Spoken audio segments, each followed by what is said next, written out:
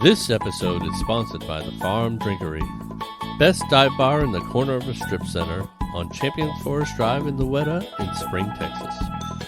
22 local beers on tap and world-famous wings.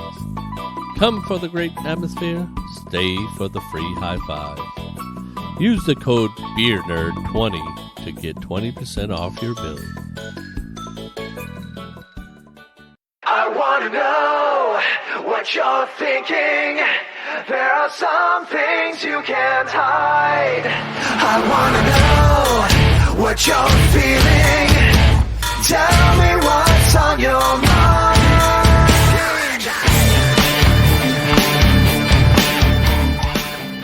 Hello everyone, welcome to another episode of Front Row Negative. We're back again.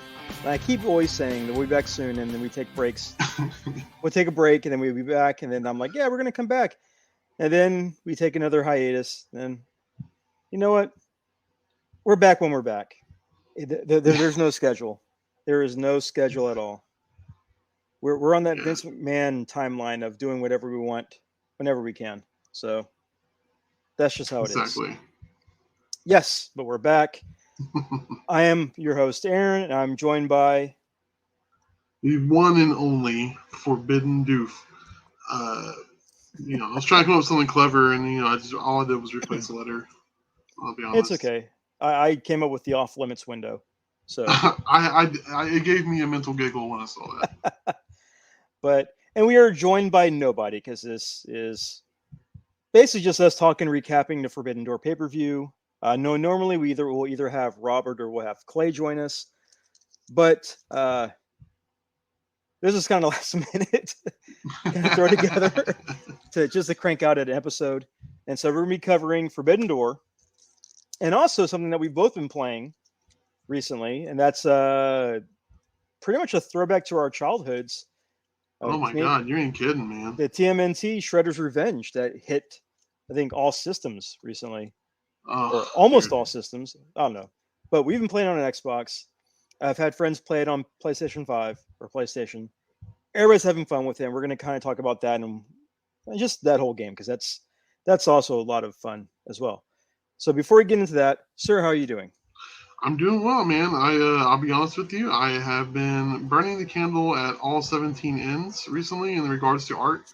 And this is not me complaining. It's just me being open and honest. Like, I literally every day in, day out, has been drawing these cards for these sets and in hopes of getting ahead, and they keep sending me more work.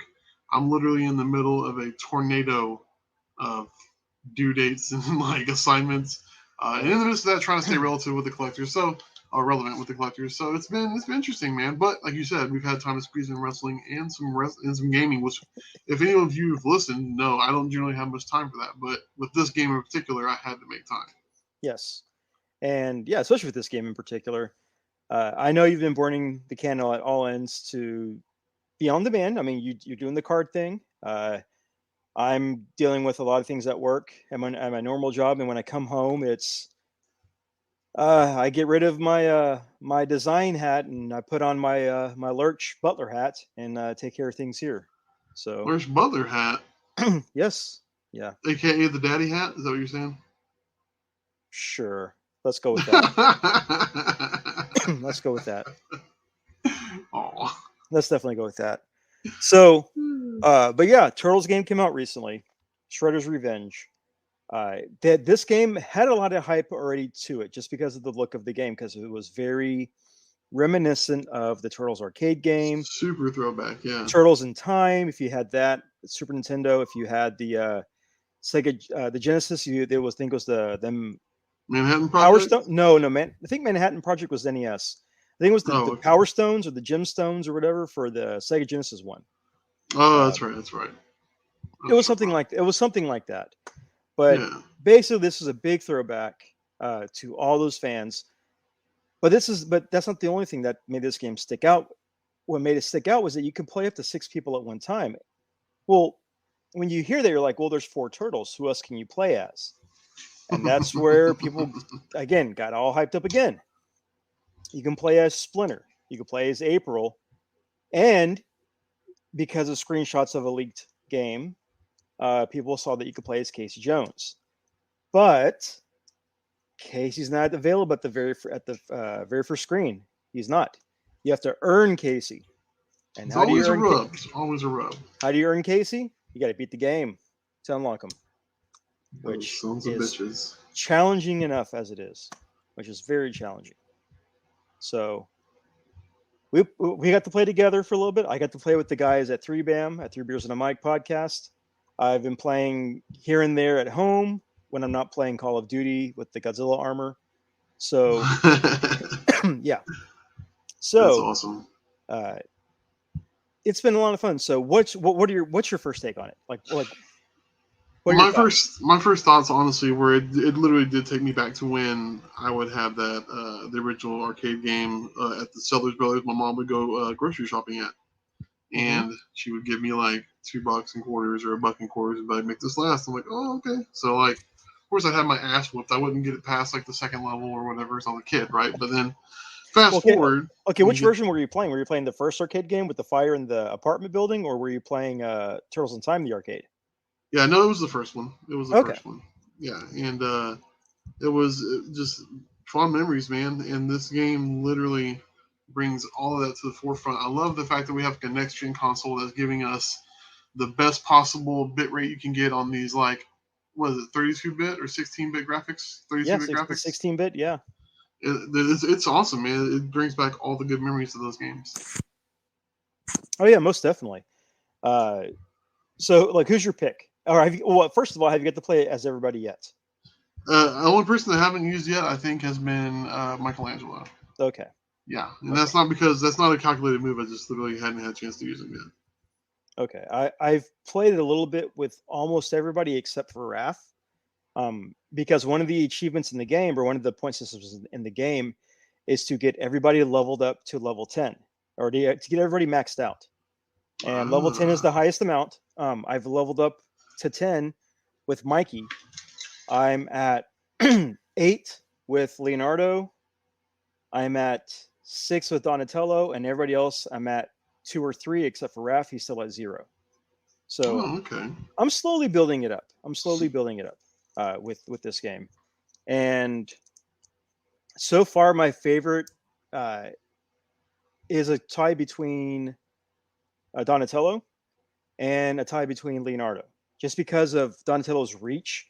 And when he does a special move, it sucks people in to hit him extra amounts. And with Leonardo, when he does his double jump air attack, he turns into a cyclone. So you don't have to keep hitting the button to do a slashing attack. He turns into a cyclone, which automatically knocks people down if they're on the ground. So they're different elements. With Mikey, his combo system, when if you get him up against the wall, is insane. There's an achievement in this game for hitting a 250 hit combo. Oh my god! I hit it with Michelangelo because I got a foot soldier in the corner, or 2 of them in the corner, and I just kept popping them like Tekken style, just up in the air. To get those Please combo tell hits. me you were screaming out "Combat Cool Cuts" the whole time you're doing it. I was. Nice. And when the kids saw what I was doing, they're like, "Wait, are you going to go for it?" I'm like, "Well, mainly Gwen, are you going to go for it?" I'm like, "Yeah, I'm going to try to go for it." And they're watching. They're like, "Okay, you're at 120. Oh no, you're at 150." And then Jenny came in and started watching. I'm like, "What are you doing?" I'm like, "If I hit 250, I get an achievement." So I ended up hitting 262 before the foot soldier finally just fell down and wouldn't bounce, and nothing happened. I'm like, what? I just wasted like 5 minutes getting the combos and nothing happens. Seriously. Oh no. So I exit and go to the main menu, and as soon as I hit the main menu, then it pops up. The little achievement thing pops up. Oh, okay. You had to register it then. Apparently so. I had to register it. So, but I did get that awesome. achievement, and it was really cool because Mikey pops those combos. So if you want to get that one achievement, use Mikey to get it, because he'll just juggle them in the corner and just keep doing it, and you'll get that achievement. And like, is there any carryover to get those combos? Because like these foot soldiers don't last long enough. You can't beat one guy up to 250. Like you just got to be swarmed. No, it was just 2 soldiers. I just had them up against the one. You ever play Killer Instinct? When you got way somebody back in the day, like up in the corner, you just keep hitting and you keep popping them in the air. Even after the match is over, you just keep hitting them because until they hit the ground, Oh. the game won't end. Oh, okay, I got you. Yeah, So it's that's kind of right. so it's kind of like that. So this was in the stage, I want to say was Baxter's lab, where there's an area Oh. where it narrows from a hallway into like a bigger room, and I was Mhm. able to kind of back up two foot soldiers to the top corner of the main room where it still faced the hallway where they were trapped. And Okay. with Mikey, his combos are so fast that I just kept hitting the button over and over and over. And as soon as my combo would end, they'd be up in the air, and I would start it over again. They would just keep hitting the same five hits, five hits, That's five hits. awesome. But because two of them in the air doing it, it was like reading 10 hits per combo or 10 hits per attack combo or attack hit. Oh, So okay. yeah, it took about 5 minutes, but you know what? I got it, and it was pretty cool. It was pretty cool to get that achievement. That's awesome. So, like, I mean, I wish I had enough time to play games to where I could go and be like the trophy guy and Yeah. trophy hunter. But man, like this game just when I first the first time I played it, honestly, I used Splinter. So I was like, Okay. you can be Splinter? What the hell? So I Yeah. literally played him, and everybody has their own little attributes on the start of the screen. And it Yes. says that he's slow, but like that doesn't matter, man. Like he's powerful. he's really good. Yeah, He's super powerful. powerful. He's a little slow, but his attacks are strong because I took Yes. him straight to the end to beat the game, Mm-hmm. and I only had to use a special maybe about 4 times to beat Krang. And Oh then wow. yeah, Splinter's powerful. He's a powerful character. That's But awesome. the thing with this game is that there's so many little Easter eggs. There's so many little just fan service moments and everything. Which I And had like no idea about. and there's like double team moves.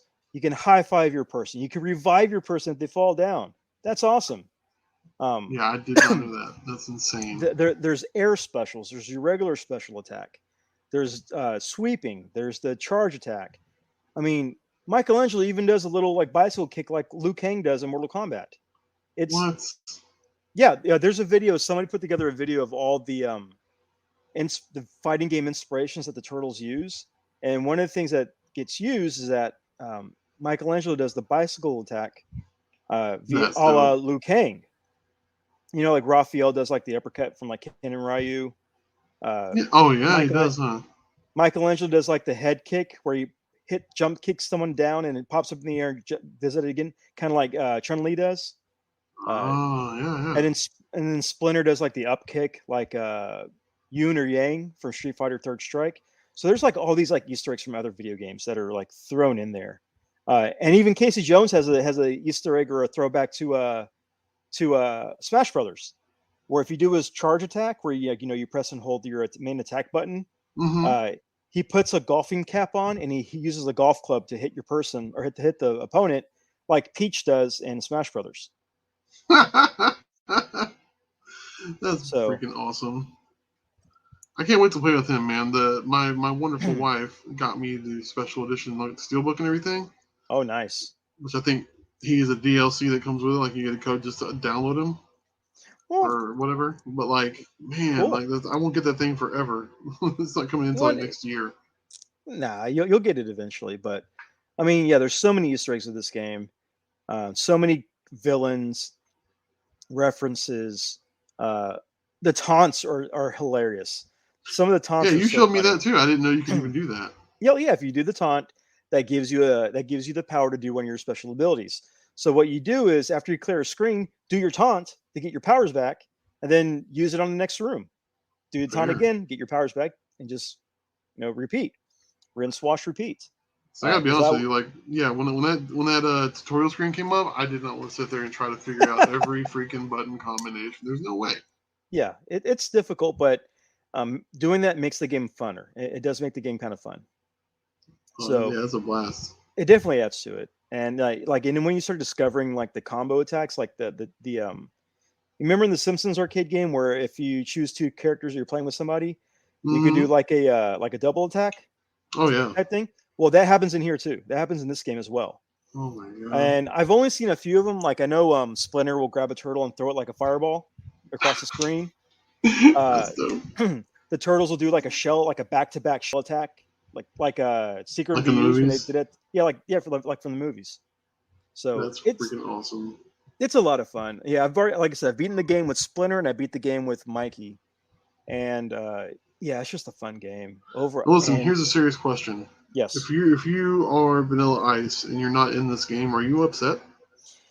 I'm not yet because I've listened to a lot of the interviews that the creators of this game have given out. They've done a few interviews Yeah. because I went looking for, like, am I missing any of the Easter eggs? Am I missing any of the references that are in Sure. this game? And because they got everything in there, they got stuff from like the wooden planks from Turtles in Time are on the ship. Those Mhm. creaky boards are in this game. Yep. You've got so many. The pizza monsters are in here. Now they look different, but they are in here. So Yeah.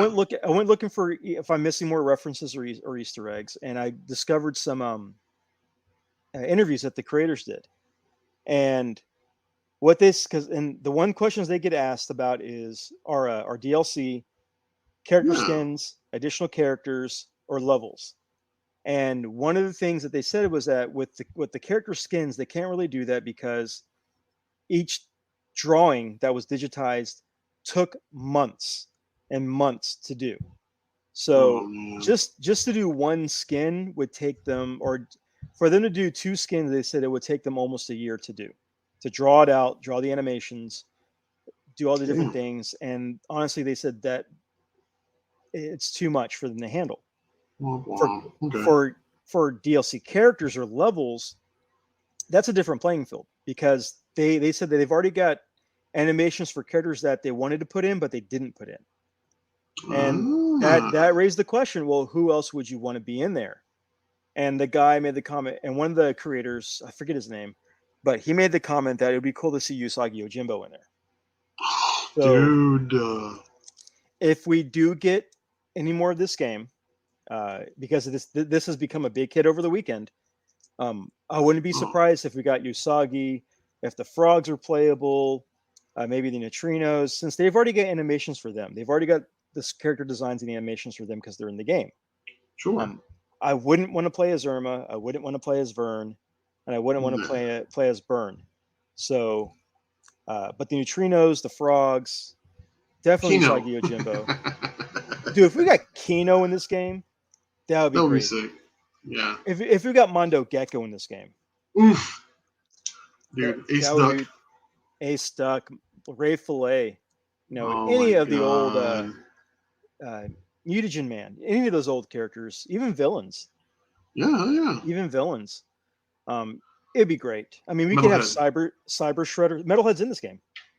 I Is a playable character? I'm talking about like the robot turtle, right? Isn't that Metalhead? That's Metalhead. Yeah, and he's in the game. We is fight like him. one of the ones you? Oh, okay. Well, I guess I haven't reached that level yet. No, you went to go get pizza, or you were dealing with the pizza setup when me and Abel were playing. Yeah. So I'm not going to tell you the story of how or why you fight Metalhead, but yeah, you do fight him in there. Okay, well, it makes sense. But Metalhead would be a fun character to play as, to have him joining your side. Yeah, of course. That'd be pretty fun. But yeah, the game is fun. A lot of Easter eggs, a lot of throwbacks. I mean, basically, like holding a pizza slice in front of your fallen comrade to revive him is hilarious. The fact that Mikey's taunt is him dancing from the opening animation of the cartoon is even classic. That's wicked, yeah. That's gold. Yeah, hell yeah. I mean, it's just so much love was given to this game, and it shows. It definitely shows. I've played it with my kids. I got to play it with Jen for a little bit. The game is a lot of fun. You can play it on the couch or you can play it online, either or. So that's awesome. I'm highly recommending it. You're probably going to highly recommend it. Yeah. It's just a fun game. Just a real fun game. Real fun game. So, yeah, if you've got any love for the old school games in the side scroller style from the Turtle games, this is who you're right up your alley. And like I said, don't sleep on Mikey. Don't sleep on him. He's got the combo, especially his when you do the charge and you do the slide where he spins in his shell. That starts opening up the combos for you. So nice. Don't sleep on Mikey. So, but jumping from that to the other part of this episode tonight, we're going to talk Forbidden Door. We watched a pay-per-view Yes. at your place, which I was just alluding to. We got there early. We got to play some Turtles before the pay-per-view started, and we watched it. I know we were all hyped for this because we do watch New Japan. With all the time I save by not watching Raw or SmackDown, I get to invest in New Japan. I get to watch AEW, and I get to watch a lot of times either MLW or Impact, depending on the what time of it, what time I do have when I'm not watching really bad horror movies. So it was a lot of fun. Got to hang out with a lot of friends. Got to watch some wrestling, some fun wrestling, and just have a good time. Just have some good time. So we're gonna kind of do what we normally do. I'll name a match. I'll name who won, and then we'll kind of talk about it to see what our thoughts of this match was, if we watched it or if we were paying attention or if we weren't. So, hey, I'm not gonna lie. There's some parts I'm like I'm checking out for a little bit. So sure, it happens. It definitely happens. So on the pre-show, we started off with The Factory, which was Aaron Solo and QT Marshall. Hey, those guys are still alive. Versus Goto and Yoshihashi from New Japan. They're the opening act. And for me, QT Marshall came out looking like 1998 Rock with the tights, the haircut, the elbow pads. He looked just like him. I'm not even going to try to front. He looked just like him. My guess is he was thinking if it's not broke, don't fix it, right? Pretty much. But Goto and Yoshihashi won that match. They beat him by pinfall. What were your thoughts on this match as an opener? This was the opener. Well, I mean, it's like you go to a restaurant and most restaurants have like cheese sticks to start off with. You know what I mean? Yep. I can honestly say after all the restaurants I've been to, not all cheese sticks are created equal. And so the factory cheese sticks, not that great, and they really have been. Not really my cup of tea. And I think I even told you, like, I'm not sure what's going on here because, like, I don't know. Like, I know I watch New Japan like when I go to bed. Like, my wife goes to bed before I do. Yeah. And it'll be on, and I'll watch a match or two before I go to sleep. But I didn't recognize these guys, and one of them I said was like the Japanese Gambit because he came out with a bow staff. Yeah, because he came out with bow staff. Yeah, and I had to tell you, well, his gimmick used to be that he was the Monkey King because he would have like the Dragon Ball Z type vest with the puffy pants, and that's Yoshihashi, and that was Yoshihashi. Why did he change it? I think he changed to match his tag team partner. To match Goto, because Goto usually normally wears just basic shorts. He normally just wears shorts. So I think he kind of changed his gear to match his tag team partner, which might not have been the best.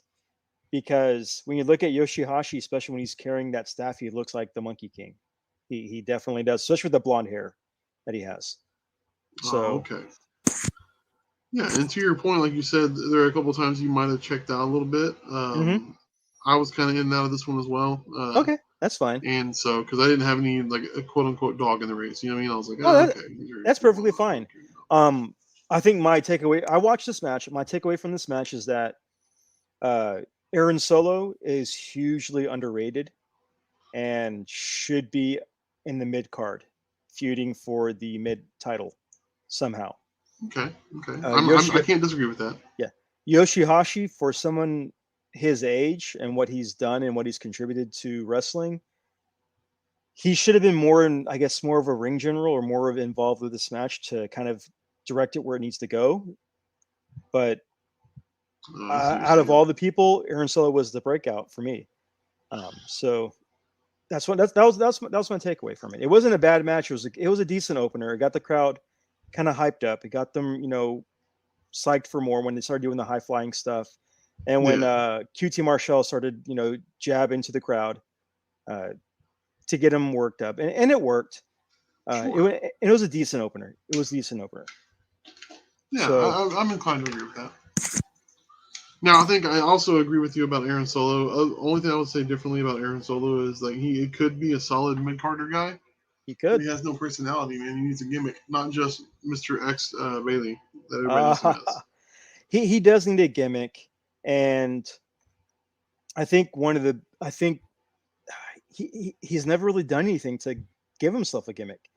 I know he cameos or he's a part of Sammy's vlog, and that's kind of it. He hasn't really done anything for himself to get a gimmick over, to do anything. QT can rile up the crowd just by acting like he's going to punch a fan, really sell the heel. But Aaron Solo is just kind of there just to. He's just kind of floating around. He's kind of like Mustafa Ali. Talented, but but he's dry chicken. Yeah. Yeah, nothing there. There's just nothing there. So that was that match. Okay. Next match kind of surprised me because it's two AEW guys, but these are two big kind of monsters, not homegrown monsters, but kind of like two monster themed wrestlers. We had Lance Archer versus Nick Comoroto, and Nick Comoroto looks like Bruiser Brody. Yeah. I was also saying when he came out, I was like, "Get those nerds!" Like your reminds me of that baby from the. What's his name? I forget it. I can't think of his. I can't. Not Booger. Booger was on the nerd side.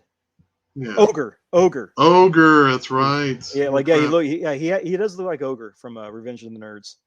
Yes. And then Lance Archer's the Murder Hawk Monster too, who was in New Japan, and then came over to ROH for a little bit, and then went to AEW. So yeah, they were talking about as part of the Suzuki-gun. Yeah, part of Suzuki-gun. Yeah. So I guess that's where your forbidden door, quote unquote, comes in. I suppose. So honestly, I felt this match should have been the opener to get the crowd really hyped. Yeah. Have two big guys just slug it out in the ring and just beat the hell out of each other. Agreed.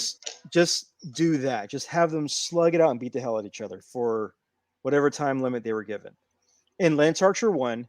I know either you or Abel said that when Lance Archer walked the tightrope and did the moonsault, you're like, "Oh wow, that's crazy." I'm like, "Yeah, he always does that. That's what he's been doing since Taker retired."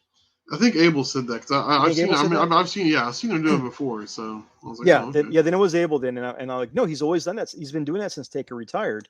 That he'll walk the tightrope and then do a moonsault, and he's been doing that since Taker retired because I think he didn't want to get that confused with him."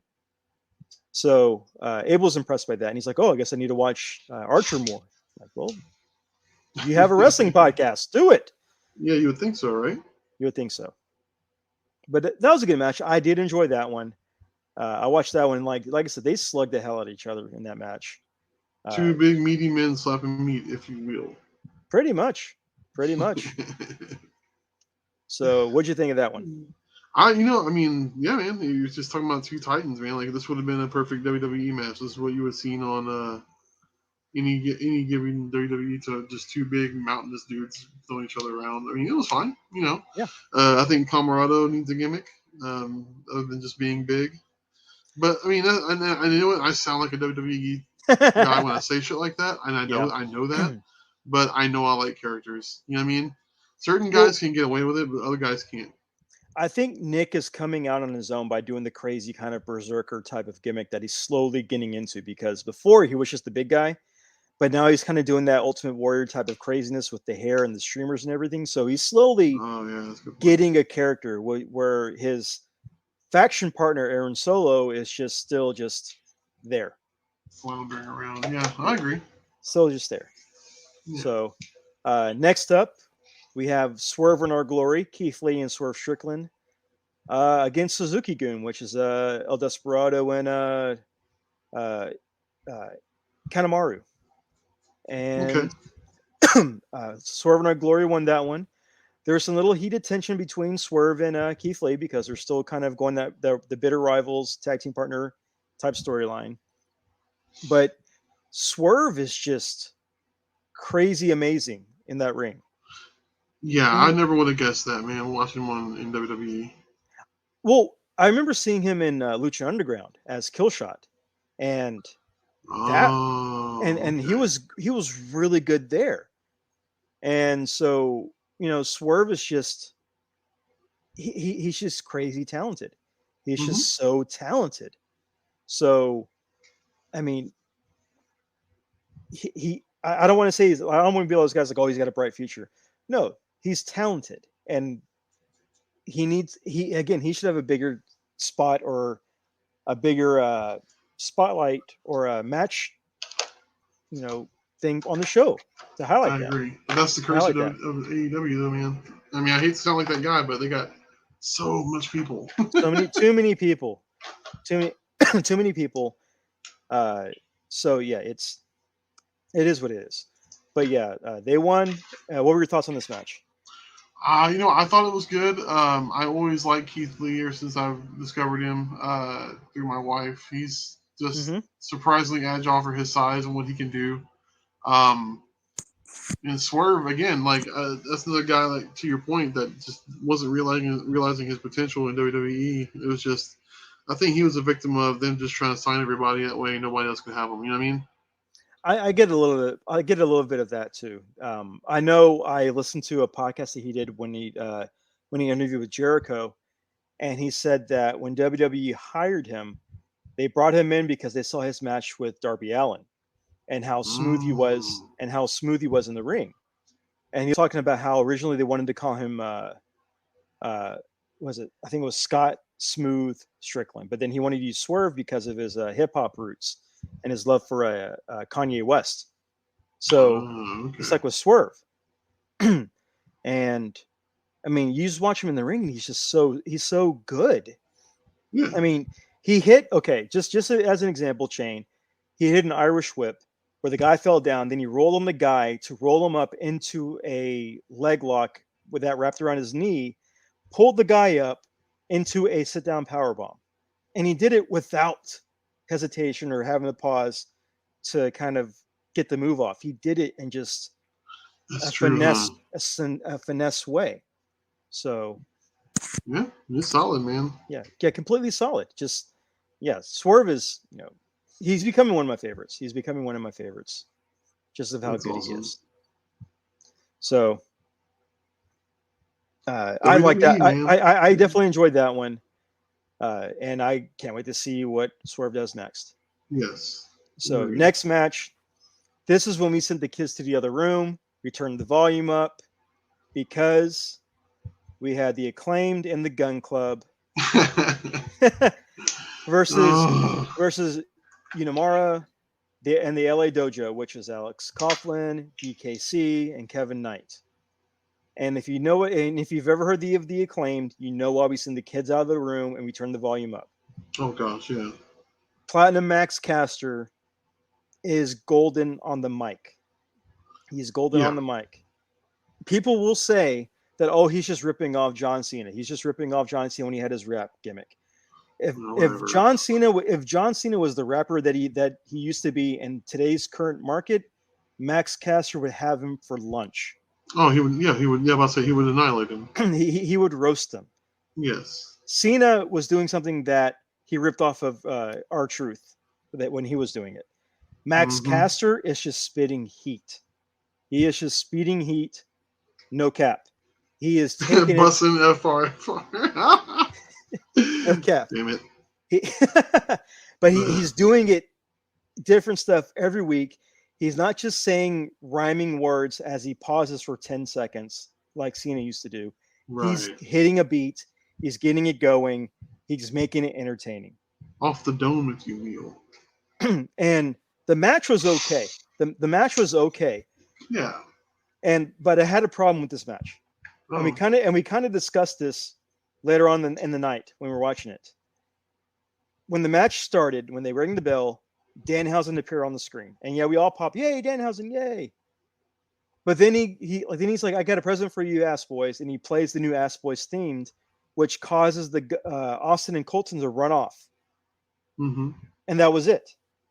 Yeah, it was kind of a weird way to take them out of the match. I agree. There's no payoff. There's no payoff for that. Yeah. I mean, your only payoff would have been either A, Hookhausen comes out and replaces them for the tag match. They win to set up future storylines. Or B, Gun Club comes back later on in the match, and them coming back at the end of the match right whenever one of their guys gets pinned. Yeah. You have to have story. So, and it just wasn't there. There's no payoff for that thing, that event. I love Danhausen, I do, Oh but yeah, that it was kind element of necessary. Yeah. felt unnecessary. It did. So, I mean, what were your thoughts on this match? Because Ye- overall, the match was decent. Yeah, it was like the three young lions from New Japan Strong, right? Yes. So, and they're all up and coming guys. I mean, they definitely. I mean, I'll be honest with you, this is the kind of the first time they hit my radar. So, I mean, I'm Yeah. not Yeah. well versed in them, but like, you got to start them off somewhere. You know what I mean? You got to get them involved in something big, and this is definitely something that would carry over to their programming Yes. and shit like that. At this point, the Ass Boys or the Gun Club are like synonymous with Danhausen. Like Yeah. Danhausen made their careers, man. Let's be Yep. honest. Like, so for him to, like you said, just come out and be like, yes, here's your new song of some sorts, and then that was it. Like, wait, what? Like, what the hell's going on? Yeah. And What's the payoff? What's the spoilers. payoff? Blood and Guts definitely made up for it. But yeah, Oh, it did. Okay. yeah, I haven't watched it yet. I got maybe 20 minutes in before stopping it to record this. gotcha. So I'll watch it afterwards. Yeah.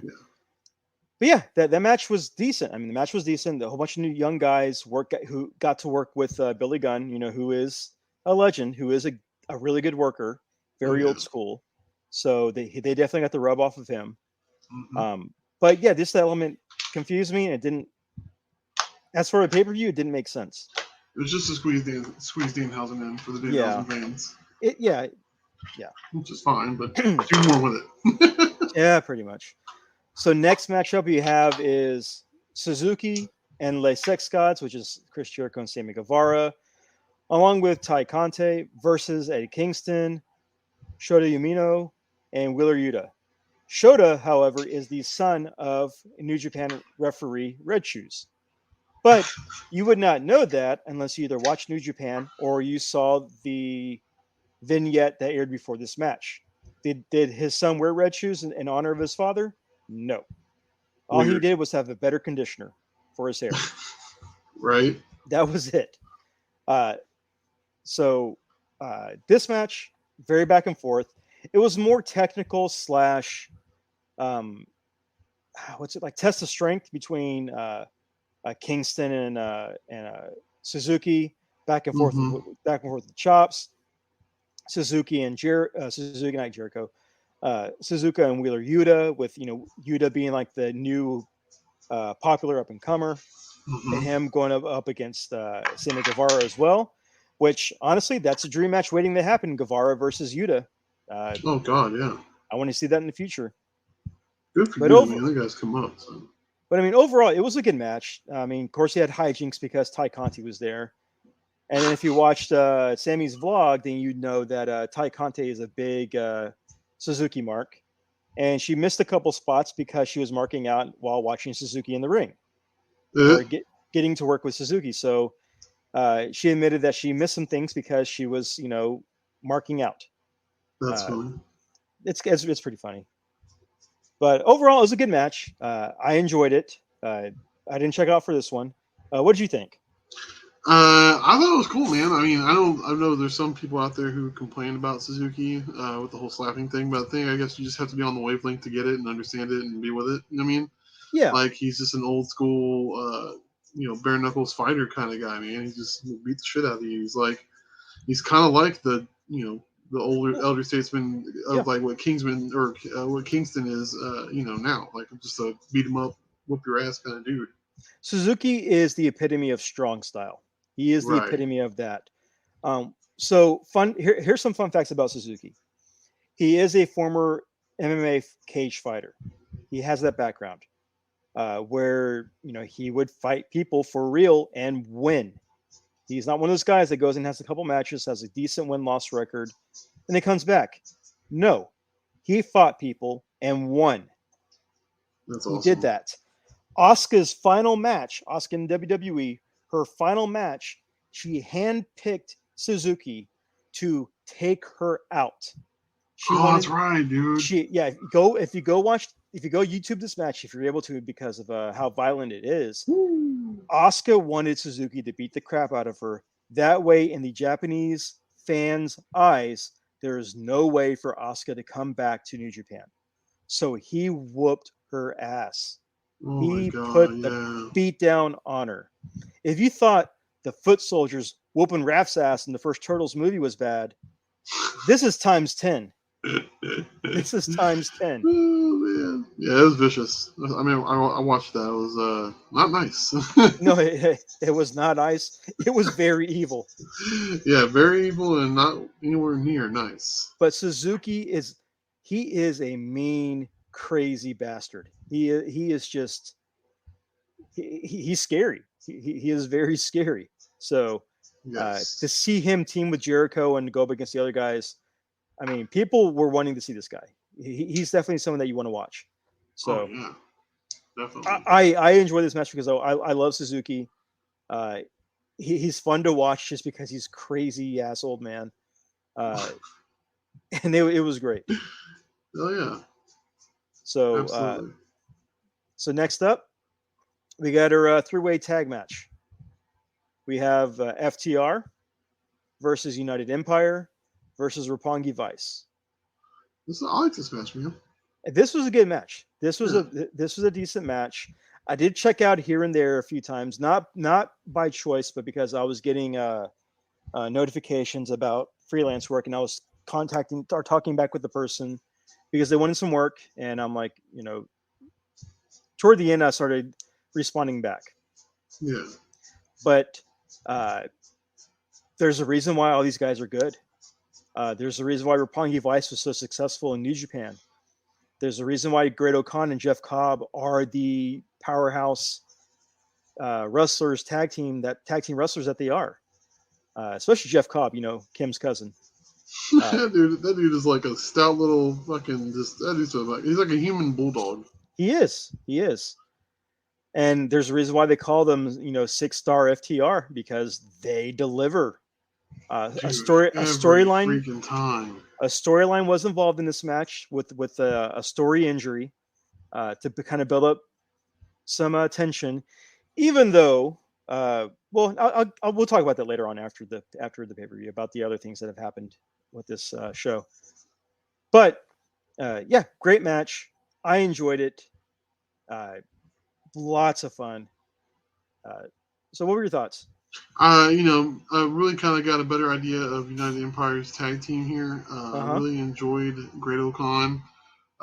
He kind of reminds me of like a Street Fighter character with that hat and the pants, and just the way he carries himself, like an old like Japanese like warlord or something. Yes. It's really cool. Jeff Cobb just continues to impress me every time I watch him. Man, I think what holds him back, quote unquote, from other big companies like WWE and stuff like that, is the fact that he's just so short for his size. He's very much like Taz. Like, he reminds me of Taz. He does. He does. And he's just a suplex machine like Taz. Definitely not a system that's broke, so don't need to be fixed. But I think he's fantastic. And FTR what can you say about FTR that, they're a freaking badass tag team, dude. And they made the right decision leaving to go to greener pastures, if you ask me. Yeah, very much true. So yeah, this match was great. I enjoyed it. You liked it. Just overall fun match. Fun match. We got the 4-way for the brand new AEW All Atlantic Championship. We had Pac, Miro, Malachi Black, and filling in for Takahashi, Clark Connors. Now the thing about this match is that I didn't really know who Clark Connors was. Same. But halfway through the match, he was getting over. Yeah, he was really getting over. So that was surprising to me. And honestly, I thought Miro had this match. I thought this was going to be Miro's match. He's finally going to get a title, and that didn't happen. Pac ended up winning the belt, which is great for Pac. Sure, absolutely. But I was hoping that Miro would win it, because when Miro had the TNT title, the TNT title, he was a good champion. Oh yeah, dude, he was TV. He was a good champion. I mean, he was the epitome of what a champion should do without even needing a storyline. You hear the trumpets play, he came out to that Spartan type music, and Oh, you yeah. had a match. You had a match. He went from being the best man to God's champion, which I thought was a great gimmick that he had going. Oh, hell yeah. So Don't forget his hot wife. yeah, and his hot wife. She is. I follow her on Instagram. Indeed. But this was a good match. I didn't have any expectations for Connors, but he did impress me a lot. I wanted to see Miro and Malachi go more one-on-one for this belt Mhm. because I like both of them. I definitely like both of them. Yeah, definitely. So this was a good match, a good fatal four-way for a title that honestly sounds kind of cheesy. All Atlantic Championship. It's kind of a throwback title, man. Why not just call it the Three Rivers Championship? Just call it Three Rivers. Careers championship. Just I call don't it know. You know, Three Rivers Championship, and then just have it do that. So, what did you think of this match? I thought it was great, man. I mean, all the competitors are solid. Like you, was it Clark Connors? Yeah, Clark Connors. What was that video game on Nintendo back in the day? Bayou Billy? Yeah, he reminded me of Bayou Billy. He did. But no, it's great, man. Of course, I always expect great stuff out of Pac and Miro and Malachi, and I wasn't let down there. So Nope. it was entertaining, very engaging the whole time. All the guys were clicking on all cylinders, man. If you ask me. Yep. I mean, I'm a little disappointed that Takahashi Time Bomb couldn't be in this match, but it was good. Without him either. It Yeah, was pretty good without him absolutely. either. So I Everything can't happens for complain a on that. reason, you know. That is very true. Next up, we had Dudes with Attitudes versus One Night Only Bullet Club. And so the original part of this match was that who was in it? Who got injured? Crap. Who was- One of who the was Bullet spo- Club guys, right? No, it was the Dudes with Attitudes. Someone got injured with Dudes with Attitudes. No, wait, I got everything mixed up. I got it mixed up. And the four-way match, it was Ishii was supposed to be in there. The Ishii was supposed to be in the four-way. Oh yeah. Time Bomb was supposed to be a part of Dudes with Attitudes. That's right. Time was supposed to be Time Bomb because Takagi is from Lij. Time Bomb is from Lij. So it was supposed to be Lij and Sting and Darby versus Bullet Club. And That's Ishii got injured, and Connors took his spot. That's right. So yeah, I got that mixed up, and sorry about that. Got that mixed We all up. forgive you, Aaron. It's Yeah. okay. But Time Bomb got sick. They pulled him, and instead of replacing him with somebody like Matt Hardy or somebody like Brian Pillman Jr. or Griff Garrison or whatever, they just made it a 6-man, Yeah, that's right. which was cool to see. I mean, it's cool to see the Bucks come out to the Bullet Club theme song and they're wearing their old Bullet Club gear. That was a good That was throwback. cool. But El Phantasmo got a spotlight in a AEW match, and I love El Phantasmo. I've told you and your wife to watch him. He's entertaining. He's just a lot of fun, and we got to see that. I kept Especially thinking El Phantasmo anytime you would tell me about him. I kept thinking you were telling me about the little guy with the skeleton mask or whatever. No, that's Bone Soldier. That's Ishimari. That's okay. Ishimari. El Phantasmo has the light up jacket, and he does the back rakes, the hilarious back rakes. It was pretty funny, man. He's unique. He's kind of like a comedy act a little bit. Oh, he is. But see, I compare him to Orange Cassidy, where Orange Cassidy is a comedy act that has fun being a comedy act to get people to laugh. El Phantasmo is a comedy act, but he's being serious about it, which makes it even funnier because he's a heel. Like Yep. distracting the ref to literally punch a guy in the balls to take him out. And he's not being discreet about it. He literally like winds up and punches them. Falcon punches them in the balls. So it's hilarious. He's funny. So Yes. this is my runner up for match of the night because of Really? just how entertaining it was. We got to see the Young Bucks working together. We got to see Super Kick Party. We got to see Sting dive off the entranceway at the very beginning of the match. I mean, That crazy old bastard, man. Wow. you know, for somebody who wrestles more times a year than The Undertaker does, Yeah, seriously. I mean, he stays in good shape. He does. He stays healthy. So, what were your thoughts on this match? I thought it was great, man. Like I said, I got a better idea about Phantasmo, which I need to pay more attention to him because if he's wrestling like that, dude, that's fun. You know what I mean? That keeps it interesting. You know, because I mean, for me, Bullet Club, when I first got back into wrestling and started watching it with you and everybody else, like, you know, y'all had all the Bullet Club shirts. I was not clued in, and I feel like I was jumping back into wrestling at the hype of, you know, the Bullet Club powers, but Yeah. I feel like they're kind of gaining ground again with some of the talent they have in Bullet Club again. You know what I mean? Yeah, definitely. So Definitely. So, but yeah, that's my runner-up match of the night. I'm just gonna lay that out right there. Runner-up.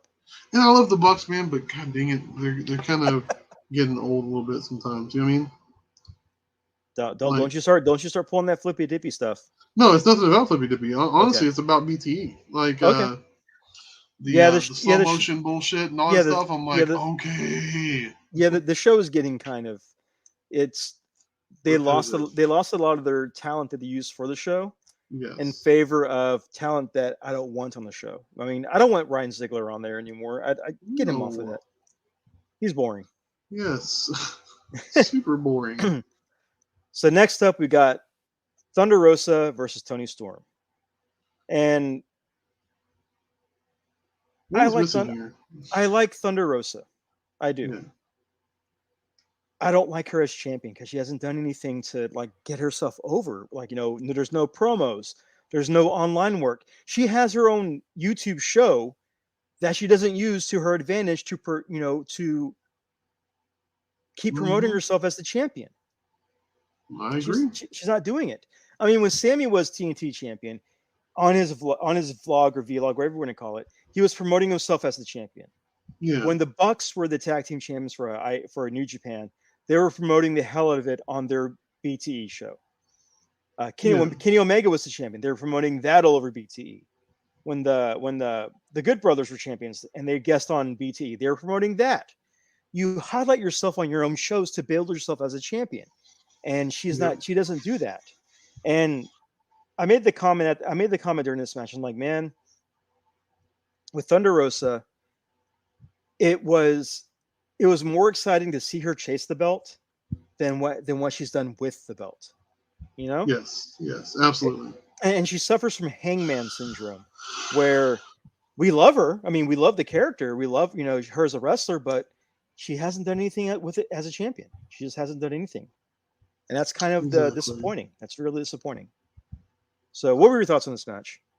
You know, I love Thunder Rosa's appearance, her look, her fire in the ring and stuff like that. She's a great wrestler. Yeah. I think a big part of it also is who she's wrestling with. I feel like Toni Storm lost something between WWE and AEW.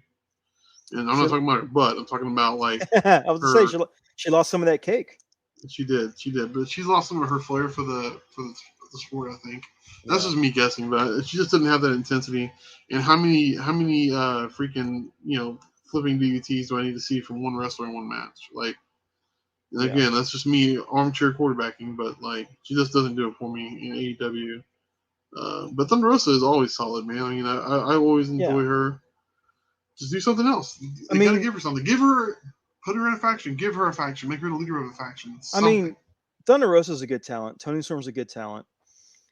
This match just felt like two faces wrestling. Put it on an exhibition. There was no story. There was no nothing there. Exactly. And Thunder Rosa is that happy-go-lucky face half-painted wrestler, but she doesn't have a character or a gimmick. You know, there's nothing there. Finn Balor as a face would still do heelish things every so often to kind of, you know, to show that, oh, he's just suppressing the demon for now. But when the demon comes out, it's bad news. So he'd always wrestle with that, you know, like he's in pain and he's trying to suppress the demon. Yeah. That's storyline. Thunder Rosa doesn't really have anything that she does, and that's kind of disappointing because she's super over. People love her, but she doesn't do anything. She falls in that same category as Aaron Solo, super Yeah. talented. Yeah. Outside of your looks and your face paint, what do you do? You know, what else? Mhm. What else is there? There's what other substance do you have? Do you think? Dustin Rhodes is falling short of training the women over there? Do you think they need more That's it. better leadership or better training? What's the deal there? That's if Dustin's even doing training. I Oh mean, yeah, that's true. if his brother left, Dustin, is he still there? Is he even doing anything? Is he just phoning it in? Is Regal taking over? I mean, have these Yeah, women develop a character. You know, have them do something. You know, to get agreed. to have attitudes. I mean, really, their best character female talent is not Britt Baker. Britt Baker just cuts great promos, but it's Jade Cargill because she's a character. She Hmm. personifies her gimmick. Yeah, she's still green in the ring, no doubt about it, but she is a great character. Uh, Right, I mean, that's what you need to work on. You know, just do something like that. agreed. So next up, this is my match of the night. This is my match of the night. Will Ospreay versus Orange Cassidy. This I would was not it. have guessed that either. Yeah, This was it. They had the comedy act to it. It had the flippy dippies. It had the technical wrestling. It had the reversals. It had everything. This was a good, straightforward match. If you wanted to showcase, we saw a little bit of what Orange Cassidy could do when he went up against Pac the first time. hmm, We saw what he can do. We saw what he could do character wise when he went up against Jericho. That was character right. versus character. With Pac, it was talent versus talent. This was a mixture of both with Hmm. Will Ospreay, and it was a great. To me, it was a great match. Back and Yes. forth, the comedies, the superhero landings, all of it. I loved it. The false finishes. I don't care. All you whiny old wrestling fans from Connecticut with the false finish who hate false finishes. This was a good match because you didn't know who was going to win. I had hoped Ospreay was win just because I wanted him and his team to have a victory throughout their AEW tour. Right. He got it. That was great. Great match. What were your thoughts? Will Ospreay is just a super good fucking wrestler, man. He's super talented. Looks kind of like a goober to me, but he makes He silly look faces. he looks like But somebody that says bussin' all the time. he does, yeah. He looks like like a mall kid, but he's definitely a talented uh you know just a talented wrestler, man. I mean, regardless of what you think about these newer generations of wrestlers, he definitely carries the torch, man. And Orange is always just he always surprises me. You know what I mean? Like Yeah. he's got that element of surprise to him. We're not sure if he's going to be completely joking the whole time or if Yep. he's going to turn it up and go full force. And when he goes full force, man, he's hype. He gets you into it. He does. He definitely does. It's awesome. So yeah, I enjoyed this match. I really did. And yeah, I, I've watched it. I think once since Sunday. I watched it. I think I watched it yesterday, Tuesday. So yeah, Nice. yeah, great, just great match. So next up it was the mystery match. So along with the curse of injuries leading up to this pay per view, or curse of injuries, illnesses, sicknesses, whatever you want to call it. Mhm. It was originally supposed to be Zack Sabre Jr. versus Daniel Bryan. Everything okay over there? Yeah, I'm fine. Sorry. Okay. It was supposed to be Daniel Bryan versus not Daniel Bryan, Bryan Danielson versus Will Ospreay. Hmm. No, Bryan Danielson versus Zack Sabre Jr. Damn it, I That's what keep it getting was. people messed up. But Danielson's injured. He is injured. And so he had to pull out the match. And he teased the week before, I've got somebody that I believe that's going to be that's a new member of the Blackpool Fight Club or Combat Club group that's a very technical based wrestler that's going to fight Zack Sabre Jr. And the internet went rampant with their thoughts, their theories, their guesses, everything. We had Johnny Gargano, we had Cesaro, Chris Hero came up a few times. Wow, really? Lots of people came up. I'm trying to think. Sonata came up a few times. Kenta came up because Kenta's feud with Daniel Bryan or Bryan Danielson in ROH. So several names came up. Several theory. One theory was that it was going to be William Regal as the fighter to go up against Zack Sabre Jr. That probably would have been pretty cool. It wouldn't have been no 5-star match or anything. It would have been fun, but yeah. So they get out there, they the lights go out, everything's silent, and then we get Cesaro, aka Claudio Castagnoli, makes his AEW debut, going back to his ROH ring name, and it was great. He was a good wrestler. I was kind of checking out of this match a little bit here and there, not because I don't like Cesaro or Claudio. It's because I find Zack Sabre Jr. a little bit boring. He reminds me of like Barry Allen in wrestler form from The Flash. Yeah.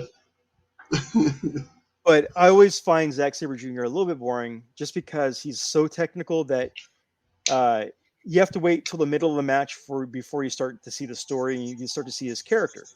So that's just my thoughts. What are your thoughts, Chris? Yeah, I agree. I think I haven't been exposed to too much of Zack Sabre Jr., but yeah, he's definitely slow. He's a slow burn. You know what I mean? Yeah, definitely a slow burn. That's definitely, but that's like his whole shtick, right? Like he's like a methodical, take you apart wrestler, stuff like that. Yeah, we call catch as catch can or whatever. That's the thing they always use for technical guys. Pretty much. Yeah, but Cesaro, I think, was a great choice. I mean, obviously, I think it's in my opinion one of the worst kept secrets on the internet. But well, the thing is that people assumed it was going to be Gargano. Gargano's turning into Wrestling Mephisto at this point. Mephisto. He's turning into Wrestling Mephisto, where people think he's going to show up anywhere and everywhere because they want him to. That's funny.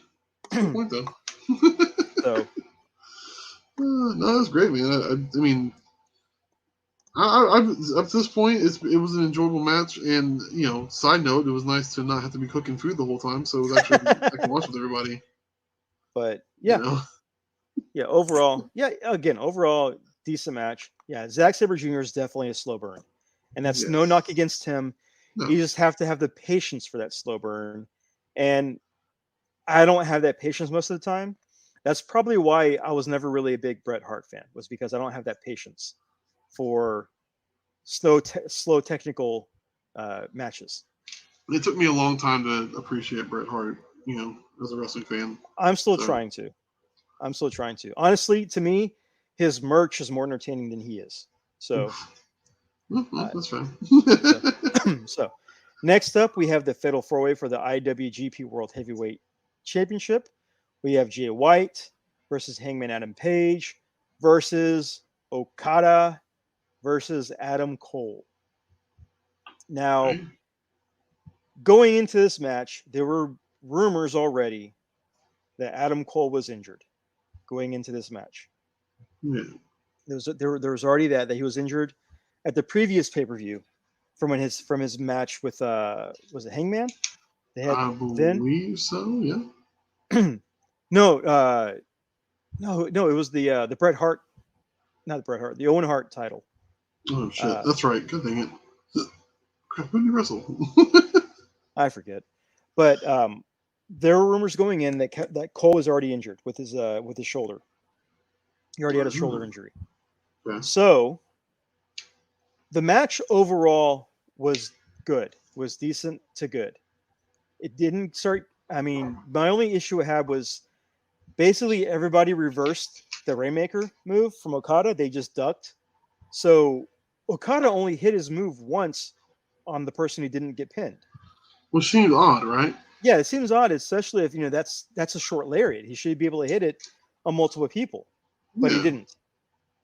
So Jay White retained because it's Jay White. I mean, he's been pretty much on fire for the last year with representing New Japan in America. He's been the guy to represent New Japan in America. While Okada is the face of New Japan, Jay White, I believe, is the mouthpiece for New Japan, just because of his exposure to everything. So overall, he retained. Overall, it was a good match. Hangman got a giant pop again because it's Hangman. He's super over. People love him, but they don't like him whenever he wins. Whenever he gets a title. It's so weird, yeah. Yeah, with Hangman, it's people love to see him chase the title, but when he wins it, they don't care anymore. It was great to see Okada mix it up with Adam Cole and mix it up with Hangman. I do want to see a Hangman versus Okada match in the future. I'm not an Okada fan because I see him as New Japan Cena, but I can enjoy his matches. My wife loves Okada. Well, I know she took the shirt. So a little backstory. I think it was last year, I bought some mystery shirts from Pro Wrestling Tees, and one of them was an Okada shirt.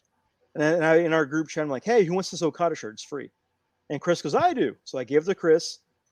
2 weeks later, your wife is like, "Yeah, it's my shirt. It's my shirt." So I'm like, "Oh, sorry, Chris." Marriage life, I guess, right? Yeah, pretty much. It happens. So she was wearing that, and so she's had an Okada shirt since then. But he is entertaining. I don't like him, but I love his matches because he puts on good matches. Sure, absolutely. So this match was great. I mean, this match was decent to good. Again, I think because of what happened toward the end with Adam Cole suffering injuries with the shoulder, them having to kind of change up the ending for the match, that kind of put a damper on it. But up until that point, the match was good. So what are your thoughts? This was my first time really get exposed to, Jay White as like a wrestler. Because, I mean, again, I don't get to watch too much in New Japan. Like, she watches it way more than I do, again, because I'm working all the damn time. But I enjoy him. It's weird to hear his name said in, like, regular English. Because, like, anytime I go to, like, I hear his name, it's like, Japanese, Jay White, so it's like, this is kind of funny, but no, he seems like he's a good torchbearer for the New Japan's Bullet Club leadership there. Okada was not bad. I mean, I'm kind of like you. I think Okada just kind of seems to be like the golden boy of New Japan as far as their super faces or whatever. Yeah. So. I mean, to me, with Okada, he doesn't have many facial expressions. His face always looks like he smelled something bad, like somebody farted in his general direction, and he's got the same face all the time.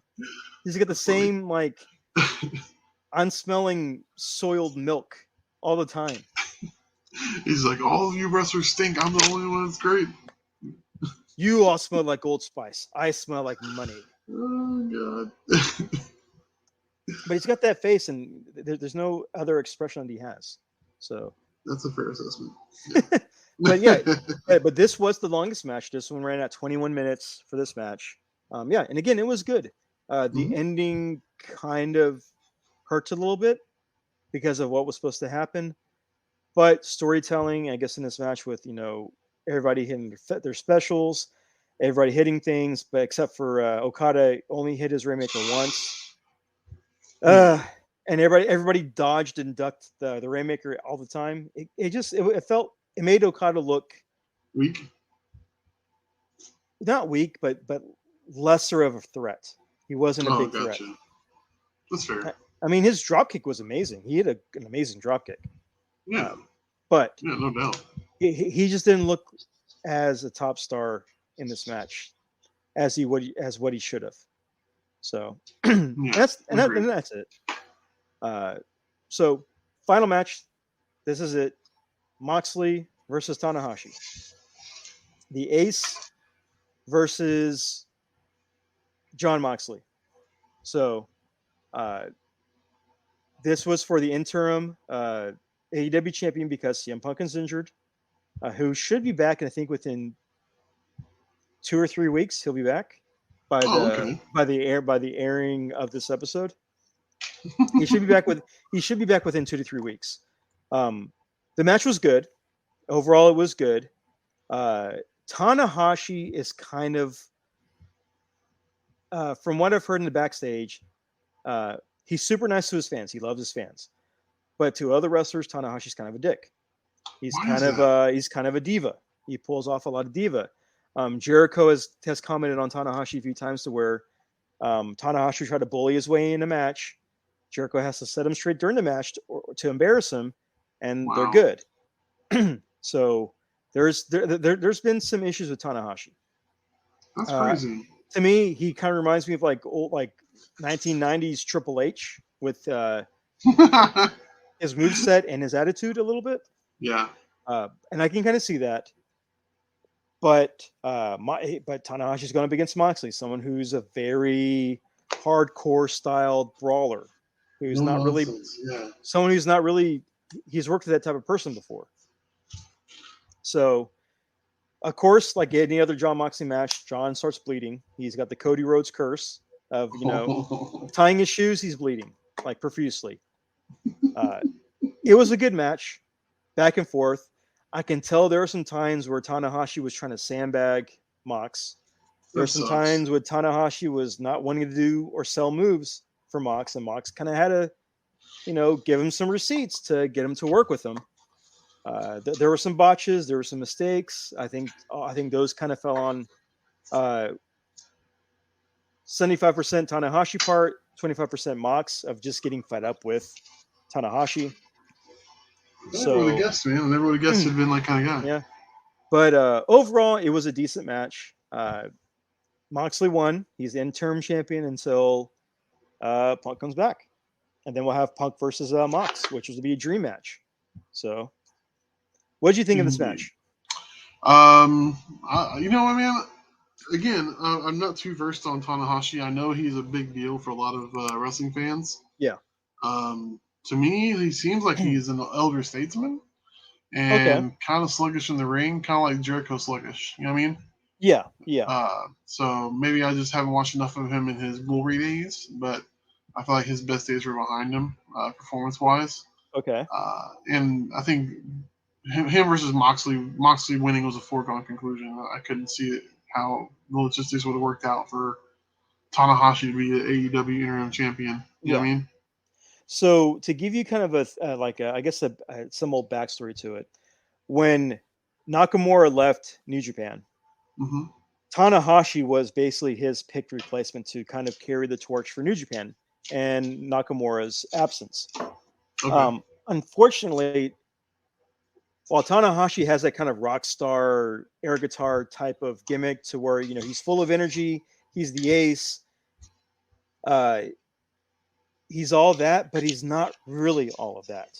It was like whenever, when basically Cena left WWE to go do whatever he wanted, and we got Orton, and not current Orton that's teamed with Riddle, but Orton where he was just kind of like pausing every 5 words to sell a story. That Orton, the boring Orton. Yes. So that's kind of where Tanahashi's at. He's kind of the replacement we got for Nakamura whenever he left. And he can't do it. He just can't. He can't hold the company on his back. And that's when you had character and that intensity. No, and that's why Kenny Omega carried the company. That's why people like Kenny Omega, Naito, Ospreay's doing it. Jay White's doing it. Evil did it. That's why these people are doing it over Tanahashi. Tanahashi's the good guy, but he is just, he's got the fan connection, but he doesn't have but he can't hold the fans' attention. He's got the connection, but he can't hold their attention. So that's kind of where he's at. That's kind of what I see with Jericho, man. Like Jericho has the same thing, and in my opinion, you respect Jericho because it's Jericho. You know what he's done in the industry. You know who he's been and what he's accomplished, and he's an elder statesman. He's he's a ring general himself, and you want to impart that respect to him. And I think maybe in Japan, Tanahashi is carrying the same torch. I think. Yep. But no, all in all, I mean, it's a decent match. I mean, it's just, again, I think the weight of that match was carried by Moxley. I think. It definitely was. It really was. Yeah. But yeah, that was the pay per view. I mean, overall, I enjoyed it. Overall, it was a lot of fun to watch it. To not have the WWE Vince storylines that usually plague other wrestling pay per views. It was just because you get to watch characters for the most part do it. I Mhm. know, with the exception of Thunder Rosa, who should have a good character by now, and other people as well. Uh, it was still just fun. It was still just a lot of fun. So I enjoyed it. I'd probably give it a 7.5 out of 10 overall. Again, that Will Ospreay match with Orange Cassidy was just so much fun. That was just so much fun. Oh I yeah. really enjoyed that. I just can't not just only a one time view. I have to watch it multiple times. It was just fun. So that's my thoughts. Okay. What about you? Like, do you have any matches of the night for this pay per view? I think probably for me, the match tonight, like you, is probably going to have to be that match with Osprey and Orange Cassidy. It's the one that had me most engaged because I knew it was going to be physically entertaining and the storytelling was there. Mm-hmm. The whole thing with him being disrespected by the fact that he even had to fight Orange Cassidy was really Yeah. good. Um, overall for me, this pay per view was probably maybe a 5, and admittedly though. Yeah. That's because I'm, not the world's biggest NJPW fan. I'm very much a Mm-hmm. novice in that area, Yeah. so I'm openly ignorant about it. But I feel like if I was more steeped in the lore, it would have meant more. Yeah. But I like watch pay-per-views with my friends, and those are fun, and that's a lot of times why I do it. I think maybe next time, if they're going to do another Forbidden Door, I would hold off until some contracts are up at other companies and the money gets thrown around to make a bigger Forbidden Door happen. Well, I think they're testing the waters because we didn't get Naito, we didn't get House of Torture, we didn't get a lot of the other big stars that New Japan has. We didn't get any of them. We didn't get Tamatanga. We didn't get the God.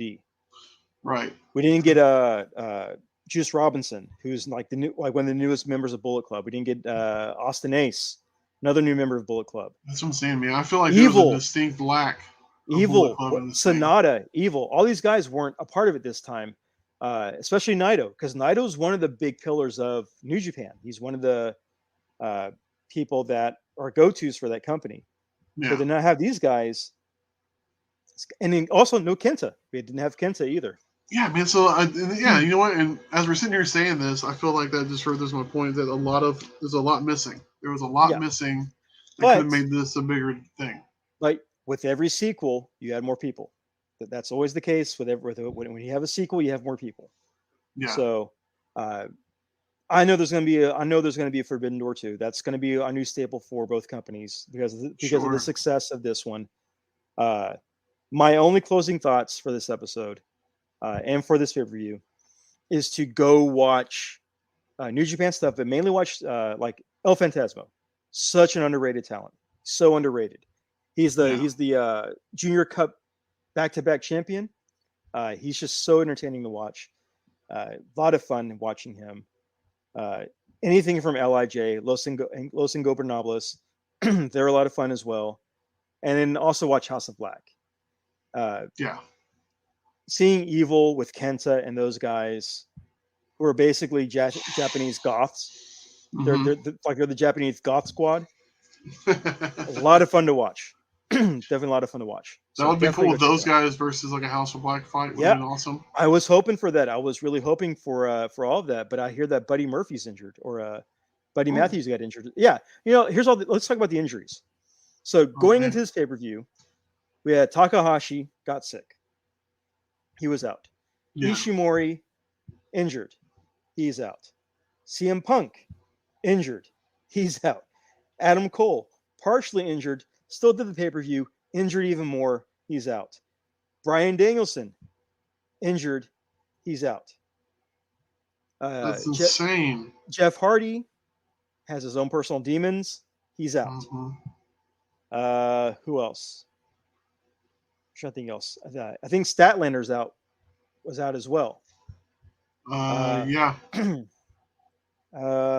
else?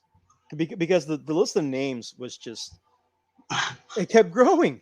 The They one kept guy in the growing. crowd had that sign that said "Get Well Soon," and there was like 30 names on that "Get Well Soon" sign. Yeah, there's all those names. They had all those names. So yeah, you had all these people who were injured leading up to this pay-per-view, and it's like, oh no, who's Jungle Boy was injured, so he's out. Oh, that's right. And then you have people who got fired. Stu Grayson's gone. Alan Angels is now gone from the company. Yeah, that's crazy too, man. It's So so weird. Danhausen cursed the company, and this is what happened. Hey, who do you love? I love Danhausen, All right then. but dude, keep the curses to a minimum. Keep the Right. curses to a minimum. Tony, get him that blimp. Get him that blimp. Please, for the love of God, yes. Get him that blimp. Oh So my God. as we exit out, Chris, where can they find you on social medias? As always, you're going to follow me on Instagram at Chris Foreman Artist. That's where you'll see me posting a lot of my art and sometimes silly memes and things of that nature. Collectomania is still on a hiatus at Collectomania Comics and Toys on Instagram. Social media, as far as Facebook goes, you can just look my name up on there. I have a fan page that no one goes to it. I don't go to it. Just go to my personal one. That's what everybody does anyway. So that is that. That is true. That is true. They can literally just search you out on Facebook. Exactly. What about you, man? Yeah. Let's see. We have Front Row Negative, the YouTube channel, Front Row Negative, the Instagram, Front Row Negative, the Facebook. We're all over there. For me, I'm at Instagram at Suicide Fox with 2 X's, I think. Yeah, that's me. Nice. I'm on Facebook, Twitter. I'm rarely ever on Twitter. I rarely ever go to that. I only go to that. I only go to Twitter when I'm looking up drama, like Instagram or social media drama. Yeah. Companies talking trash to each other, wrestlers talking trash to each other, or somebody spotting a former wrestler who's got a new job at a theme park and outed him and got him fired. Oof. So, and got said guy fired because hey, he can't be redeemed. So Yeah. that's pretty much what where I'm at. I'm on mainly Facebook and Instagram. And we have merch too. We have shirts. So you go to TeePublic, type in Front Row Negative, you'll find some of our merch. I've also got merch for other podcasts that are part of our Cross the Streams Media platform, for like 3 Beers and a Mic, Burn Appetit. And I think that it's too late. I can't think of any of the others. But just go check it out. We're on TeePublic and Redbubble, so go look for a shirt, buy a shirt, support indie artists, and go get you a non-official, official shirt of other licensed properties that I have made official fan art of that I get commissioned for by you, the lovely listener. Word. So thank you for listening, and until next time, I am Aaron. I have been Chris. And listen, at this point, if you've been listening this long and I've talked about ponchos ad nauseum episode after episode, you don't have to go. But if you do, let me know. I'll meet you there. You know what? You said the correct you said the correct word in that statement. Nauseum. Ha ha ha ha ha ha ha Nauseum. ha ha ha. So fuck Cue the ponchos. laugh box. Cue Fuck the laugh box. poncho.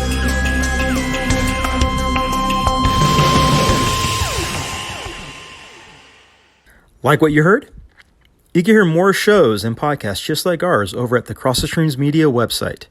Such shows like 3 Beers and a Mic, The Dorksman, Secondary Heroes, the Burt Reynolds and Charles Bronson podcast, the Dan Aykroyd podcast, The Art of the Boar, Burn Appetit, Beering Ain't Easy, the STS Guys, Toy Rewind, Hot Tub Beer Podcast, Which is More Gooder, and Deep Dive into a Dive Bar podcast. And, I guess, Movie Cap, if you need something to fall asleep to. Blame Chase.